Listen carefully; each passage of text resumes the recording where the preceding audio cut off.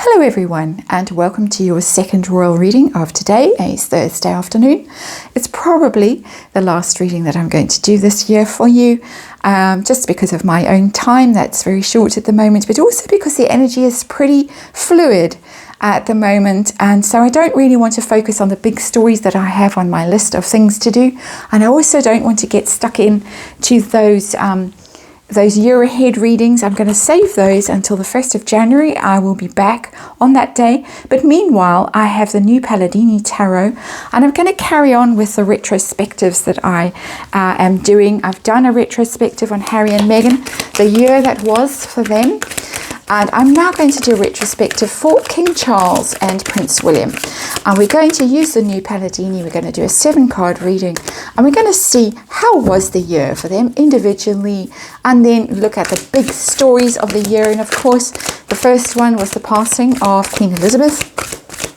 And then the second, just generally, big story was all the things that Harry and Meghan were doing over in America, well, and sometimes in the UK, and how that affected the King and the Prince of Wales, the new Prince of Wales. And then we'll see how they felt going into the year, and then we'll see how they feel looking ahead. How are they doing at the moment? So we're going to just get a glimpse into their own mindsets. And then we'll do those year ahead readings proper, starting on the 1st of January. I'll work my way through as many royals as I can, and also try and catch up with the big stories that have developed in the past few days and weeks and months.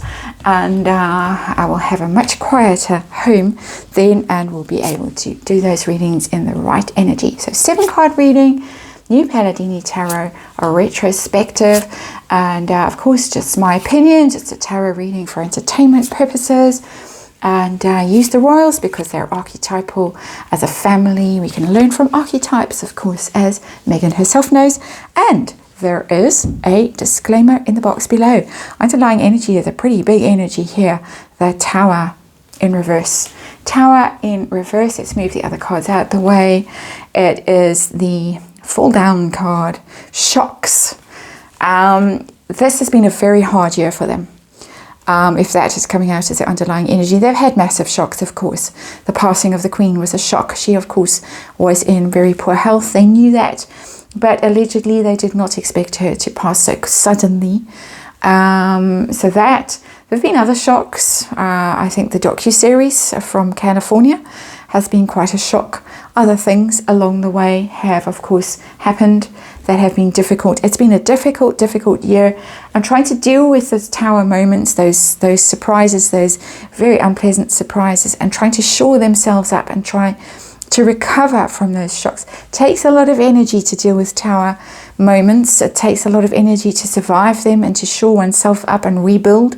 When the Tower has come crashing down, they're doing all in their power to actually keep the royal family going at this stage. Big card this, and quite a disturbing energy. But this central card of the reading proper will tell me how they actually saw the year. 6 of Wands. They feel, looking back at it, that they did very well. And I don't mean this in a narcissistic, self-congratulatory way. That they feel that they had, by they I mean, of course, King Charles and Prince William, they feel that they had big moments which went very well when the royal family was presented in a very positive light. Of course, the Jubilee was spectacular. It was very well supported. It really ticked all the right boxes. Then, of course, the funeral, completely different energy, a completely different dynamic, but also was spectacular in its own way, very moving, connected with the royals, with people. So both of those moments connected them. We've had moments since. We've had the Christmas carols. We've had the kids walking at Sandringham, the Christmas walk. All the royals were there. The royals have really pulled together and are doing their ceremonial business very, very well. So they're looking at it and thinking, well, we did fantastically. We really did. And again, I don't mean that in an egotistical kind of a way. I think a huge sigh of relief that they managed to actually get through these big events in the best possible way. So that's a reassuring card there in the middle. That one a disturbing card. That one, even for public consumption, this is behind the scenes. This is what's sitting underneath the tower. They managed for public purposes to look good, to get through these big moments. King Charles, how was the year for King Charles? Well, he lost his mother, Queen of Swords. She was the Queen of Swords. Her official birthday was, as of course, a Gemini. That is a Queen of Swords, air sign woman. She passed, and it was a loss of a woman who was in her role as queen. Very wise, very shrewd, very... she focused on the job. She put the job first, not her family. She put the country first, not her family.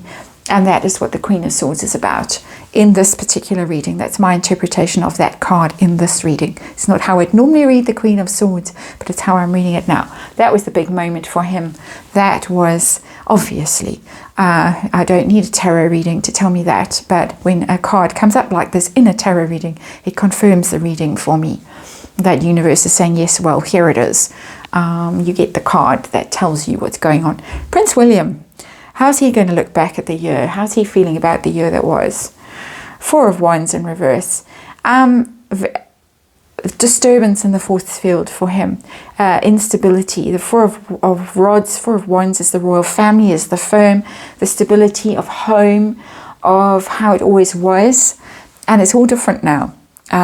Since the passing of the Queen, but more than just the passing of the Queen, his own world has been quite fundamentally destabilized by what's going on in California, in my opinion. So upright, the Four of Wands is celebration, is security, is permanence, is stability, is home, is family. And he's feeling quite shaken. He, of course, had to move, along with all the many other things that happened. Prince William and Catherine moved home from Kensington Palace out to Windsor. So that is a Four of Wands energy. That is, we had to move, and possibly a move that he did not want to make. Quite a disturbing move. Children went to new schools.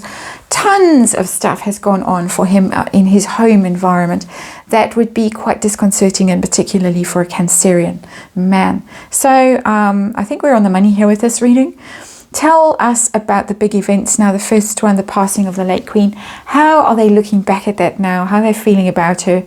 There she is again, and it's quite an interesting energy, this, because it's the Queen of Wands, Queen of Rods. She never really came up as that energy in the readings I did on her when she was alive and still in her ceremonial role. But it was, there it is, she was... In this last year, she was the cause of celebration. The Queen of Wands is very charismatic. People loved her, they adored her. She was so popular. That last balcony moment when apparently Charles called her and said, they love you so much, they want you to appear. I'm getting quite emotional when I say this. And so she was in herself, she was amazed that the people loved her so much, and she put in that last appearance, very emotional, just with that very small little royal family, William and Catherine, George, and whoever else was there of the children, and I think Louis and Charlotte were there as well. The whole lot of them were there.